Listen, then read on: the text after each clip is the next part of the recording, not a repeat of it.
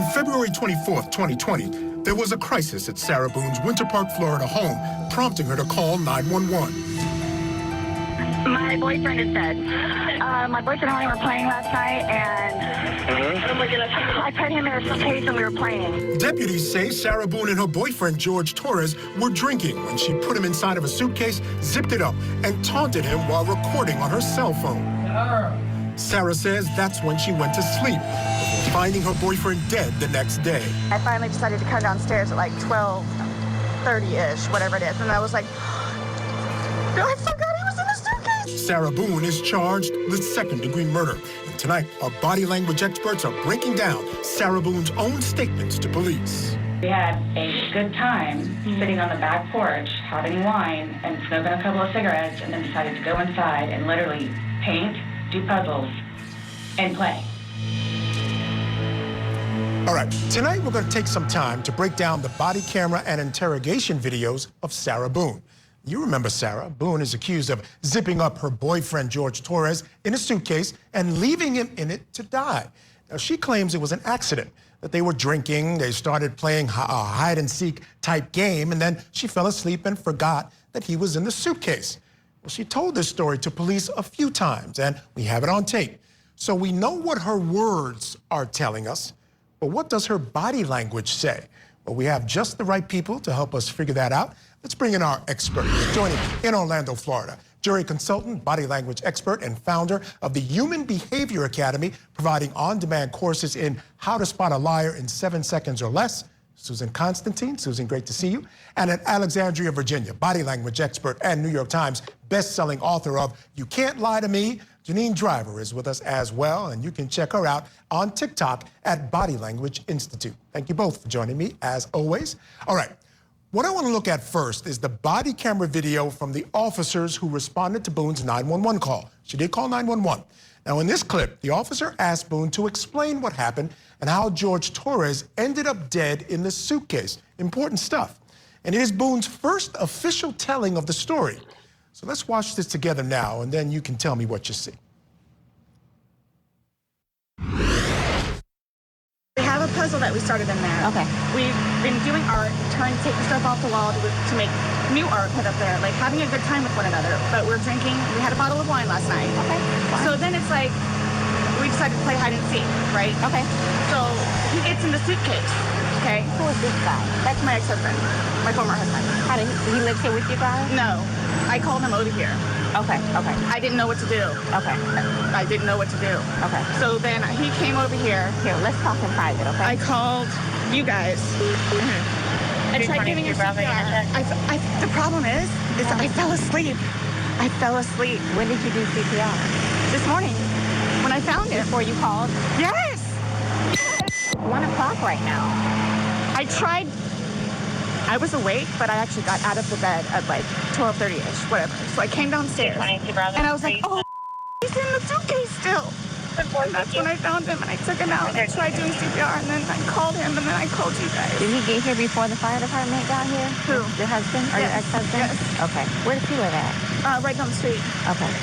So you were playing and who zipped him up in? I did, but then I fell asleep. Okay. You're okay. I wasn't here. I'm just trying to figure out what I happened. fell asleep, so I don't know if he suffocated or like had an aneurysm or a heart attack or what. What kind of medical conditions does he have? None that I know of. Nothing that you know of. None You didn't that I take know any of. medicine? No. No medicine. All we had was a bottle of wine. Literally, just a bottle of wine. Okay. Doing puzzle artwork. Then we decided to play hide and seek. That's all that happened. All right, Susan and Janine, one thing we know, as sure as the sun is going to rise, defendants will always try to minimize what they've done in a situation like this. But anyway, that's why we go to you guys. So, Susan, let me start with you. What'd you see there?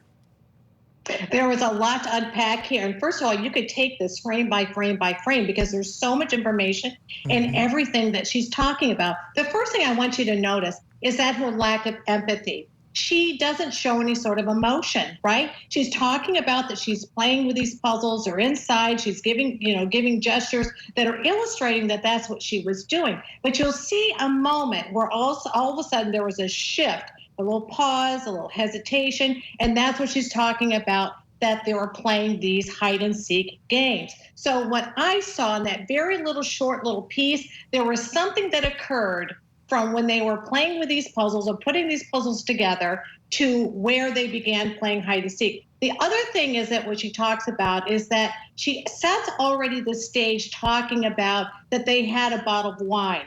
The reason why she's doing that is she's setting the stage of why she forgot, so to speak, or she fell asleep, or the reason why she fell asleep. The other things I'd like you to notice too is their change in her demeanor. Anytime you see a change in their demeanor, there's a different change in their state of mind. She goes from being more frantic, you see her in these frantic moments. She becomes extremely angry. That's what's really unusual about a case like this, because usually when someone has died and someone that's close to them, you're going to see a sense of sadness. You're going to see a sense of remorse, a sense of grief. You don't see that here. She actually gets angry and showing aggression towards the police officer. That's associated with guilt. Now, I'm not saying that she didn't fall asleep. I think that she did at some point, but I think it was after she was already taunting him, went upstairs, fell asleep, knowing that he was in there, and then she came down, and then she goes, oh my God, which is where they tend to kind of go, oh, I lost my head in that. But there is so much here to unpack, Michael, that it would take hours to unpack every little segment here, because there's a lot. Janine, what'd you see? Fair enough. Yeah, Janine, I want to go to you because I just want to say quickly, I had that note here that I didn't see much remorse. But then I also had the note to say she was possibly grieving, so there is that denial phase. I thought that might have something to do with it, but love to hear what you got to say. Well, I saw surprise here. So the eyebrows are up and curved, and then we saw the whites of the eyes. And what I like to say is when white eyes are here, fear is here. So this fear that is showing up, I don't, in my expert opinion, based on what I was seeing with lots of this footage, I don't think that this was a premeditated murder. I think that she was like kicking it back a little, had too much, and, did punish him. The neighbor called in and told the police that they heard a loud thumping falling down the stairs. And of course, there were different injuries with him.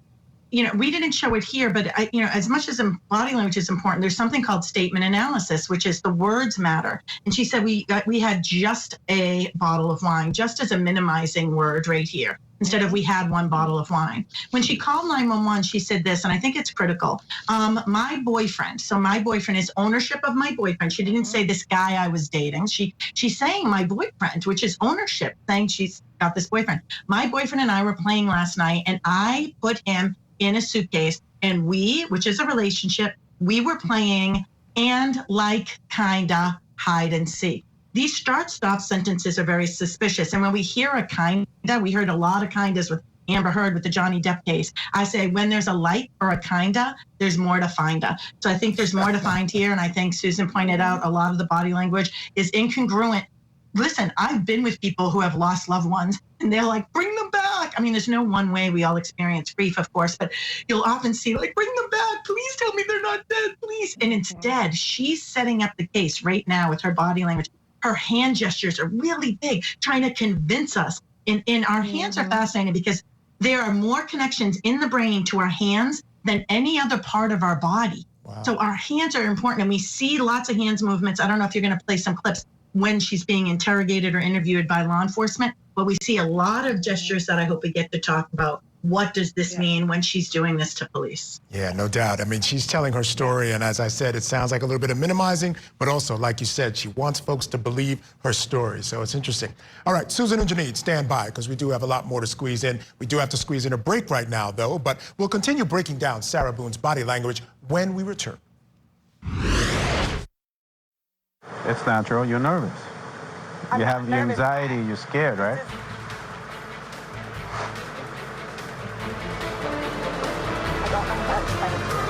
It's okay. You don't have to. I don't know how to. I'm just waiting for whoever, so.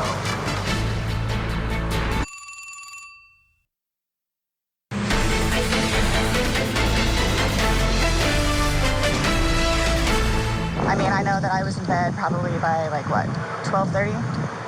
Okay. Well, I went upstairs at least, and I fell asleep. Okay. Forgetting that he was So in you a guys suitcase. were playing the hide and go seek. Yes. And at some point, you put him in the suitcase? No, he got in the suitcase. So he thought it would be funny to be put in the suitcase. So I was like, okay, well, I'm going to joke with you and I'll zip you up and make him, squirm a little bit, whatever it is. But then I fell asleep. I fell asleep. Where was the suitcase? Right where it is. In it, right down there? Yes. You zipped him in there? Yes. Thought he would be funny, a little joke? It was. We both were laughing about it. And then I fell asleep. Where did you fall asleep at? Upstairs. In your bedroom? Yes. Okay. Totally forgetting that he was in the suitcase still. Okay. All right, there you heard Sarah Boone admit that she was the one who zipped up her boyfriend in that suitcase. Now, he would later die inside that suitcase. Boone, of course, claims it was a game gone wrong and that he was in on that game, but investigators, they don't buy her story. They believe this was no game and have charged Boone with his murder. All right, our body language experts are still with us to break this all down, Susan Constantine and Janine Driver. All right, the next piece of body camera video that we're going to look at is the one that I think will be quite telling. Here, Sarah Boone is talking to detectives about when they'll inform her boyfriend's family of his death. And you'll see she becomes quite animated and upset during this discussion, claiming that his family is going to think that she killed him. Let's watch. So, but do you guys tell his family, like, today or after tomorrow? We have to. It's the law. We have to go make contact with the family. Yeah. They have to be notified. Once our investigation is pretty much complete here, once we leave here, we will be going to... But again, you'll know. I'm not going to just go and do it without you knowing. You'll know. We'll talk to you prior to doing anything like that. But I understand what you guys and how you do it, and, so, but, like, what do you just tell him? What do you tell his parents? Like, what's the reason? He passed away. We tell them what we know at that point. Yeah. We tell them the truth.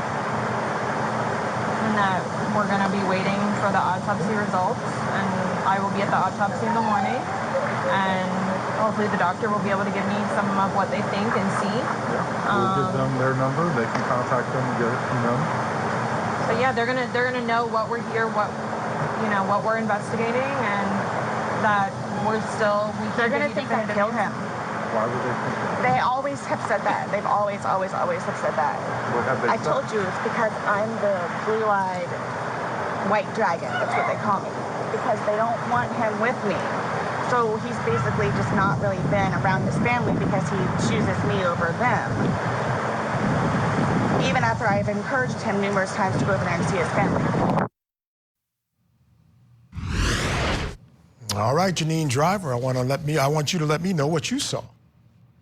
Well, first of all, when she says they're going to think I killed him, this is indicative of someone who did not premeditate it, because if she premeditated it, we would hear something more along the lines of minimizing language. They're going to think I'm the one that hurt him. They'll minimize it. The fact she says kill, it says a lot here about whether it was premeditated, which I think it most likely probably was not. Talk about my own squishy language right there.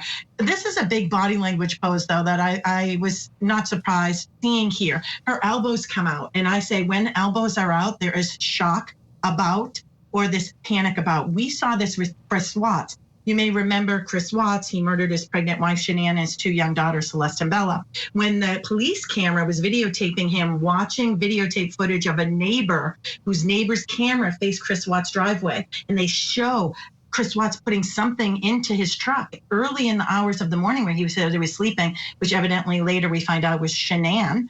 And he's watching this footage. He's looking at his phone, and all of a sudden, when he sees the truck back up, and you can see a gas can go in this body, you see elbows out. But we also see this like in a basketball game. You go to retrieve the basketball or get a rebound, and by mistake, you push it in the opposing team's net. Elbows out, shock is about. We see that with Tom Brady when he wins the Super Bowl over and over again, right? So we see those elbows out. So we have that shock. And last but not least, before you pass it to Susan, is this high-level pacifying. The higher the pacifier, the more stress and anxiety. This is a term Joe Navarro, retired FBI agent, came up with, and it's such a great term. Babies pacify by comfort themselves with a pacifier. Adults pacify by touching one piece of our body to another. Who's on the phone? Who's on the phone? Who's on the phone? Who's on the phone? Who's on the phone? Who stresses you out the most? this person. This high pacifying where she's ventilating. Look at her hair. Her fingers go through like a comb. It's ventilation, and then this little neck massage. Her fight and flight is kicking up. You even see swaying in the beginning. She wants to run, but she can't. So it's coming out in these massive pacifiers. Another face touch here. I'll save some stuff here for Susan. Yeah, actually, I'm gonna give another clip to Susan now, because in this next clip, Susan, Boone talks about how scared she is, and she tells the detective that this was not intentional. Let's watch.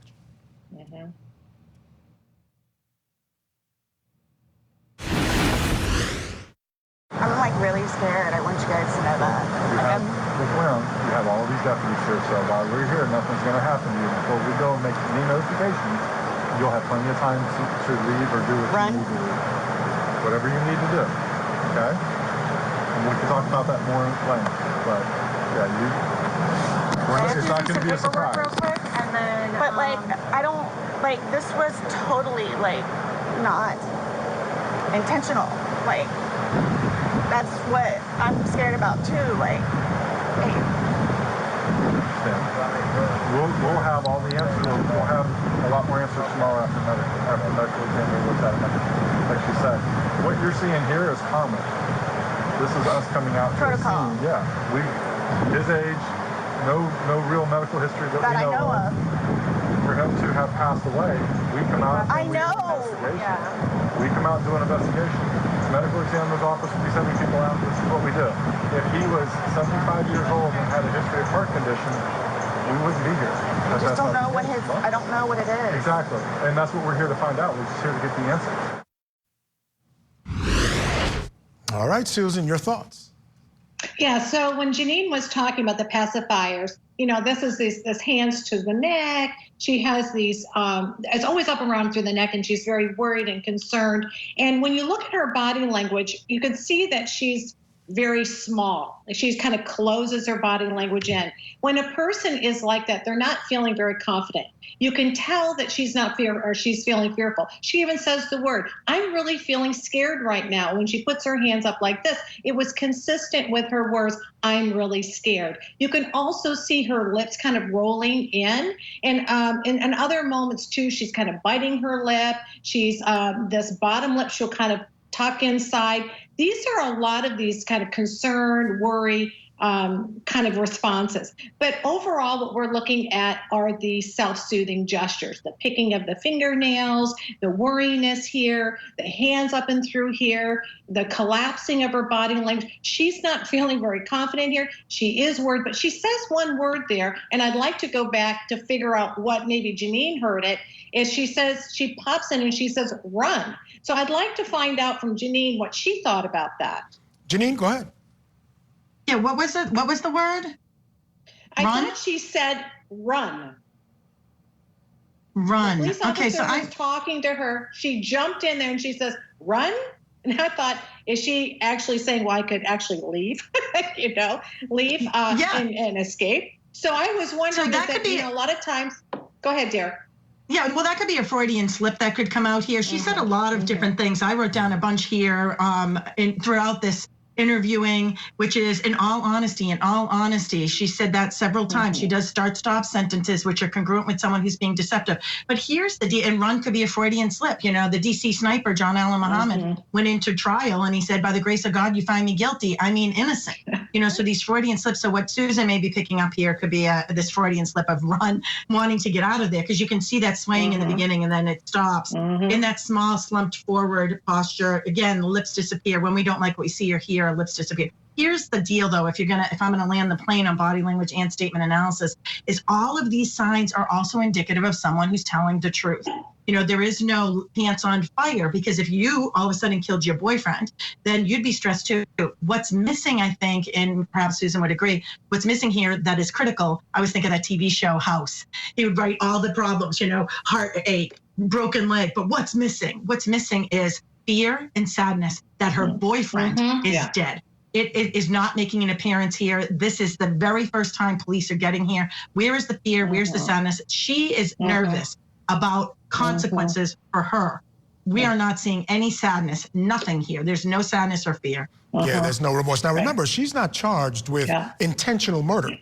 She's charged with second-degree murder. And, you know, if you're a layperson, you don't know the difference between intentional. You just want them to know, I didn't mean to do this. Still doesn't mean you're not guilty of murder, depending on what the facts are. So she's dealing with that as well. But there was something else. This has nothing to do with movement or body language, but more behavior. And I wanted to ask if you guys have any thoughts on it. She calls her ex-husband before the police. He's at the scene when they arrive. Read anything into that at all? If I can chime in, first of all, the ex-husband said, and he looked like he was telling the truth in my opinion. I watched the video of him. He said he started calling her at 11 o'clock because she was supposed to pick up her son. That was her day to pick up the son. So he started calling, he said every 30 minutes he was calling at 11:30. So I'm not sure if she called him or she just answered his call. In my opinion, if I was a fly on the wall, I think she woke up, saw that he was dead, panicked for a couple hours before calling the police. I also don't think she was resuscitating him because I've been there where people have done CPR and you're out of breath. 1, 2, 3. And she's like number 16 and having small talk with the operator on the other end of the phone. I don't think she was doing it. So I don't think it's suspicious that he was there because he's saying he called her. He also says she's a big drinker and she's a big drinker and that this is a problem in the past that they've experienced. She doesn't ever life together. Susan, any thoughts on that?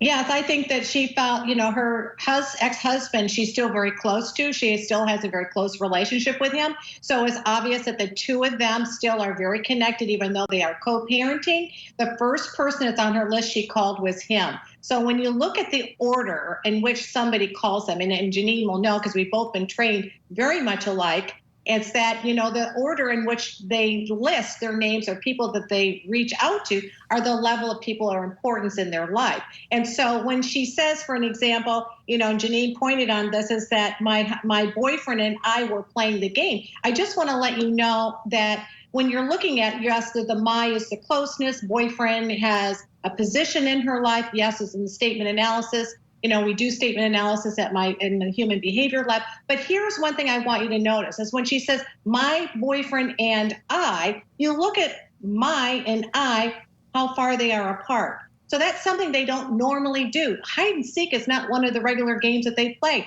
This was an instance where they did it maybe for the first time, but this is not a regular occurrence. So in what they say really matters. Every word matters. And even in the 911 call from the very beginning was setting precedents of why the event happened, because she was talking about that they were having alcohol, they were drinking. She was setting the stage for all of us. And that's what people tend to do. What they say, the first sentence they speak is usually the reason why the event actually occurred. So in statement analysis, yes, go ahead, Janine. Well, I was just going to say, O.J. Simpson, when he was asked about his relationship with Nicole, said we were a normal couple. We had our downs and ups. So what Susan's saying here is order matters, right? So the order matters on these things. And of course, we have a videotape footage of her videotaping the suitcase and him saying, I can't breathe, honey, I can't breathe. No, seriously. And she goes, well, then stop talking. And then she walked up the stairs and went to sleep. Yeah. Just like if you're drinking and driving, you kill somebody, it is murder. Yeah. I believe this is murder, and I believe she's going to be found guilty. Yeah, I agree too. Yeah. And I think ultimately what we heard on that videotape that you're talking about when she was videotaping with her phone doesn't match up quite with the story she's telling. And I think that's a problem. All right, Susan Constantine and Janine Driver, you're going to be sticking with me while we take this quick, short break. Coming up next, much more on Sarah Boone. Keep it right here on Court TV. On the docket tonight in Iowa County, Wisconsin, the possessed by evil murder trial. Sean Pickett charged with murder, accused of beating and stabbing his mother and dog to death. He claims he was hearing evil voices. During the course of your interview, Mr. Pickett admitted to killing his mother. Yes, he did. We'll get you ready for the next live trial on Court TV. Hope today.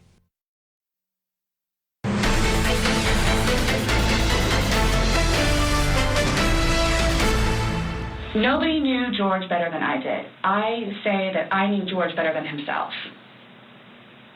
And I tried in every way, shape, and form. Ask everyone. I helped him.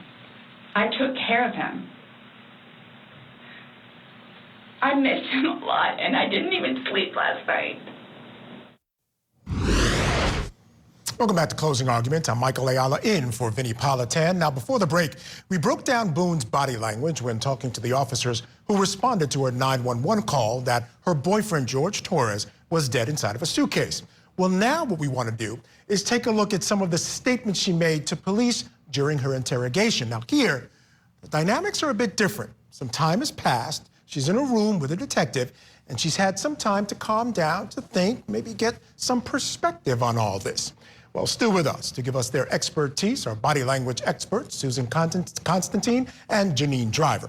All right, the first clip of Boone's interrogation I'd like to show you guys is when the detectives confront her about a video Boone took inside when Torres was inside that suitcase. Now, in it, you can hear Torres telling her he can't breathe while she taunts him. Now, she claims she doesn't remember taking any videos or photos on her phone, but what does her body language say? Let's take a look, and then we'll discuss. You said you played hide and seek like probably 3 times in your relationship. Mm-hmm. When you have played, have you ever zipped him up in a suitcase prior? No. Okay. So it was just kind of like that prop was there, and it was there, Yes. and it was in play because... Why do you say it like that, though? I would never do that. You would never zip them up in a suitcase? Well, I mean, we were playing. Do you remember making any videos or maybe having any anything, any photos, videos that you remember doing on your phone on Sunday? No. No. So I have something that I want to show you that we found, and it was from your phone. Mm-hmm. Do I have to watch this? I continuously throw up. I don't sleep. I don't want to see it, if that's okay. Well, it's on your phone, and you can either explain it or we take it for what it is. Yeah. We're just trying to give you the opportunity to tell us what's going on. That's it. It's that long? 2 minutes. No. For everything you've done to me. For everything you've done to me. You. That's you, your voice. Guys, this is killing me right now. So this image is upside down, and then this small video that occurred 11 minutes later, it's flipped over the other way, closer to your dining room table. Okay. Now he's obviously still in there. So he didn't, how did it go from the back to the front? I flipped it. Okay. My plan was not to go upstairs and go to sleep. Well, that's what you did. Yeah. But not intentional, though. All right, Susan Constantine, what do you see with her body language when she's confronted with some pretty damning evidence? I mean, big time, okay? So she doesn't really know what's on that videotape. She doesn't have a clue. She knows, I know subconsciously, and she remembers because you have these feeder memories. You know that that's stored somewhere in your subconscious. You know that there's this video. She doesn't know, they know. So that's why you see her body language. She's kind of passive aggressive. She's got some issues with covert narcissism. And you see her collapsed body language, her hands cupped very neatly inside of her, between her legs. This is low confidence. She's concerned, worried. But then when she is suspicious, right? She's suspicious of what the investigator is asking her. You can see her eye movements going towards him like, what do you know that I don't want you to know? And then when she realizes that they've got video footage, she shifts her body language. She almost blocks, like, I don't even want to know. Casey Anthony did the very same thing when she realized, when she was in those, when they found out that there was information that the police officers found out, and her body language completely shut down, moved over. But then she gets very aggressive. You see her arms kind of winging out like this. When she feels attacked, she's an attack dog, and she's going to stand up for herself, and she doesn't care. She's going to do it no matter what. But when I look at her body language overall, she knows what's coming. She wants to know if the investigators know what she knows, and you could see this passive aggressiveness in her, and that she tries to detach because she knows what's on that videotape, and she's fearful and she's blocking. She doesn't even want, like, oh, storm's coming. Let me go into protection mode. Yeah. So anyway, there's a lot to unpack there. Janine, what'd you see? I think you hit the nail on the head, Susan. This push back, when we see people with our hand gestures, this is go away. It's pushing away. And she's even saying, you guys are killing me here. I don't want to see this. And, hand gestures are so interesting. It's the best tool that we have as human beings through evolution. A study was done with little kids, and little kids in elementary school are asked to use hand gestures while solving a math problem. By simply using more hand gestures by solving a math problem, guess what happens? They create more strategies to think quickly on their feet. It increases your ability to have cognitive thinking. So with these hand gestures, the more that we see them, and as a matter of fact, as this video footage goes on, you see a lot more hand gestures. This is actually tapping into the part of her brain. Remember, I said earlier, the brain is more connected to our hands than any other part of our body. The more hand gestures we have, the more her cognitive thinking will begin to increase, and she'll come up with one solution after another. We saw this with Casey Anthony. We see this with many murderers that are, in my opinion, let me reframe that. She was found guilty of lying to police, but Jodi Arias was found guilty of murder. And we see these hand gestures come up quite a bit with both Casey Anthony, with Jodi Arias, with, the Chris Watts of the world, and of course here with this case here. Yeah, and you see it a lot with TV anchors as well. I use my hands all the time, and now I know why. It helps me think. It helps me think better. I knew it subconsciously, but you're absolutely right. That's why you're so fast on your feet, Michael. You're doing a great job. I need my hands. They help me think. What I thought when I saw it, as soon as she got confronted with the video, she may not have known what was on the video, but I think she knew what she did. And she was wondering, or it seemed like she knew what was coming was something that wasn't going to be good for her. Well, she That's forgot essentially what I saw. Yeah. Well, listen, Michael, she says she forgot this video or forgot doing that. And then she says, I flipped him over. Well, why did the suitcase go from this side to this side? I flipped him over, duh. It's like, she needs to let her brain know what story she's sticking with and stick with it. That's right. Yeah, and that's part of the problem. And that's the point, too, is what Janine's talking about, and all of us are seeing, is that everything that she says can be examined. So it's in her body language we can examine. We can examine every single word that she speaks. We can examine the evidence that's there. Also her voice stress if she's lying. All of these pieces, there's so much available to us now that we never had before, and it's getting better and better. And we've got technology now that actually can do the same thing. Yeah, and I got to end it there, guys, because I'm running out of time. We're coming up against the break, but this was fantastic fun. We'll be doing more of this in the future for sure. Thank you so much for joining me. And we will continue to track this case, guys. Right now, Sarah Boone is set to stand trial on July 25th. Again, thank you so much to my experts, Susan Constantine and Janine Driver.